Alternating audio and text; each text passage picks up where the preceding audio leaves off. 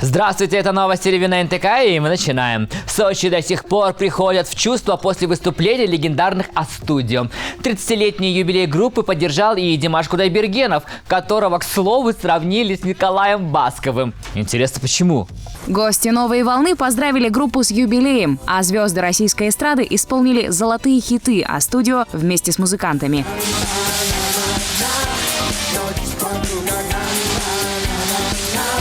Для меня большая радость сегодня практически открыть этот красивый вечер имени этой группы с большой буквы А. Поп-король задал хороший старт и для остальных звездных гостей творческого вечера, которые покидали сцену только после слов признательности к А-студио.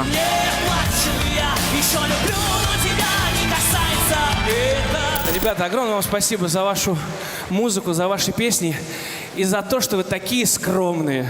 Несмотря на то, что вы такие легендарные, вы такие скромные. Спасибо вам за это. Аплодисменты А-студио!